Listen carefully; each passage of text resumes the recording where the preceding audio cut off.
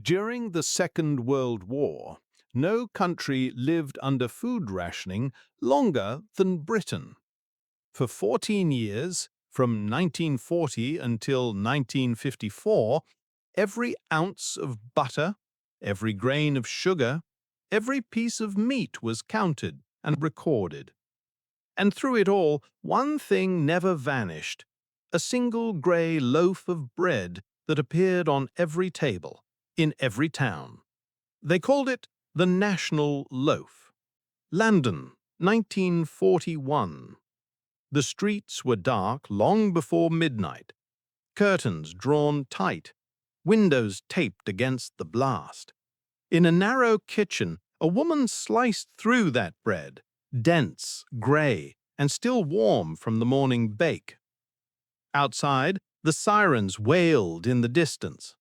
Inside, she shared it with her children, one small piece each. It wasn't good bread, but it was bread, and in those years, that was enough. Few nations entered the war less prepared to feed themselves than Britain. Before 1939, two-thirds of its food had crossed oceans: tea from India, butter from New Zealand, wheat from Canada, bacon from Denmark. The empire filled British tables until the sea itself became enemy territory. When German U-boats began their silent hunt, the lifeline snapped. Convoys vanished. Grain ships burned on the horizon. By 1940, the numbers told a simple truth: Britain produced only 30% of what it ate. The rest lay at the bottom of the Atlantic. That year, ration books arrived. Bacon, butter, sugar, carefully measured and recorded. For the first time, every meal in Britain depended on paperwork. The Ministry of Food called it fairness in hardship, but it was in essence organized hunger. Bread had always been Britain's daily constant, but white flour was wasteful. Each fine sift left behind precious grain. So the government did something unthinkable. It outlawed white bread. In 1941, the National Loaf was born, made from 85% extraction wholemeal flour, enriched with vitamins, baked from British wheat ground as efficiently as possible. The result was dense, grey, and chewy, a loaf that dried within hours, its taste somewhere between cardboard and duty. People joked it was Hitler's revenge, but they still ate it because they had no choice. It was sold everywhere, stamped National Loaf. One recipe, one texture, one loaf for all. The coal miner and the Queen ate the same bread. In Buckingham Palace, royal cooks served it with marmalade. In the Midlands, factory workers packed it into lunch tins beside cold potatoes. When Eleanor Roosevelt visited London in 1942, she wrote in her diary, "I was served the same bread as everyone else." It was equality in its most literal form, a nation measured in slices. As the war deepened, scarcity reshaped imagination. With bananas gone from the docks, mothers boiled parsnips, mashed them with margarine and sugar, and added a few drops of banana essence. Mock banana, they called it. Children pretended to believe. Meat became a memory, so Lord Walton, the Minister of Food, turned vegetables into patriotism. His Walton pie, carrots, potatoes, swedes, and oats under a crust of mashed potato, was praised as the dish of victory. Winston Churchill refused it at first, preferring cold beef, but the newspapers carried Walton's smile instead. It was propaganda you could eat with a spoon. Posters filled the streets with slogans: "Those who have the will to win cook potatoes in their skin. Another warned, the sight of peelings hurts Lord Woolton's feelings. Waste became unpatriotic. Thrift became moral. Rationing was more than scarcity, it was administration.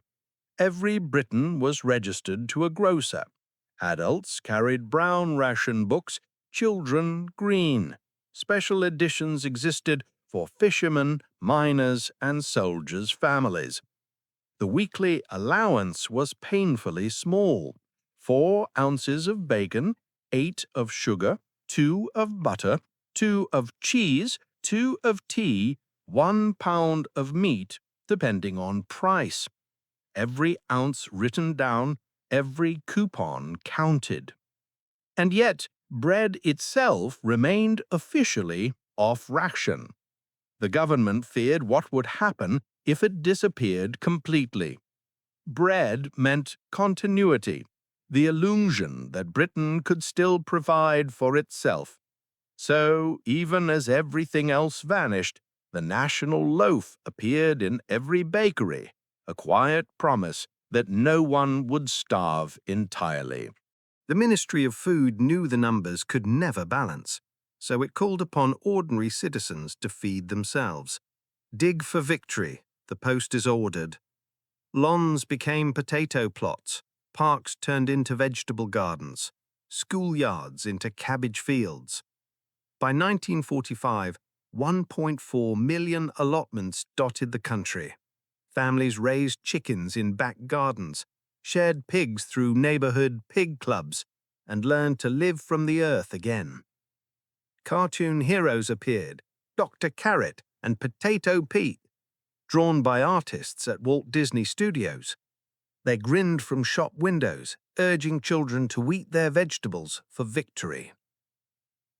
An old ministry pamphlet joked, "No country grows vegetables better than we do, and possibly none cooks them worse." But it didn't matter. People obeyed. They obeyed because obedience meant survival. Life and rationing created a rhythm, repetitive, grey, but steady. Radio programs like The Kitchen Front began each morning. "I'm here to save you money, to save you time." Women listen with pencils poised, writing down how to make cakes without eggs or stews without meat. British restaurants, government-run canteens, opened in bombed cities. They served cheap meals, free from Russian coupons. There were queues, tin plates, and the heavy scent of cabbage. But for thousands, it was the only hot food of the week. In the blackout, even food became invisible. But the smell of bread, that coarse national bread, still drifted through the streets. It reminded people that somewhere nearby, life continued. By 1942, the National Loaf had become more than a necessity. It was the taste of Britain itself, tough, bland, and enduring. Children teased each other by knocking on the crust like wood. Elderly men dipped it in weak tea to soften it. Every bite was work. And yet it united people in ways nothing else could. Soldiers returning home on leave found their mothers eating the same bread. Evacuated children in countryside cottages ate it too. It crossed every boundary of class and geography. There were no luxury loaves, no private recipes, no baker's secrets. For once the nation truly ate together. Someone once said, "If the bombs don't break your teeth, the bread will." But they said it with a smile. It wasn't good bread, but it was their bread. The moral weight of rationing reached every corner of society. To waste food was not simply careless, it was criminal. Courts fined citizens who threw away scraps, and the black market was treated as an act of betrayal. Propaganda made thrift a kind of patriotism. Children were told to finish every crumb, for the boys at the front. Posters showed cheerful families scraping plates clean under the slogan, "Clean your plate, help win the war." And behind it all was the unspoken truth. Britain's survival depended on collective restraint. Each loaf baked, each ration recorded, each garden dug, a quiet act of defiance against the blockade. When victory came in 1945, the street parties were brief. Flags fluttered, music played, but the bread on the tables was still the same: grey, heavy, the National Loaf. Peace did not end rationing, it prolonged it. The economy was shattered, imports still scarce, and millions of soldiers had to be fed. In some ways, life grew harder after the war. The rationing of meat continued until 1954. 9 years after peace, Britain was still counting ounces. Children who had never tasted bananas before 1945 grew up measuring sugar by the spoon. When the first post-war shipment of bananas arrived from Jamaica, crowds filled the docks. Reporters described mothers teaching children how to peel a fruit they had only heard about in stories. To many, that moment, not victory parades, marked the true end of the war. Today, few remember the taste of the National Loaf. Those who do recall its rough crust, its dull color, and the faint bitterness that clung to the tongue. It wasn't nostalgia that made it memorable, it was necessity. That bread carried a message stronger than any slogan, that survival could be shared. It taught a nation that equality was not a theory, it was something you could slice and pass around. Each portion the same, each crumb accounted for. In those years, dignity came from endurance, not comfort. A family might have nothing left but the ability to share what remained. And, in that act, breaking the same grey loaf together, Britain found its quiet victory. Because while bombs could level streets, they could not destroy the habit of feeding one another. The National Loaf was not delicious, but it was honest. And in a time when the world was burning, honesty, like bread, was enough to keep people alive.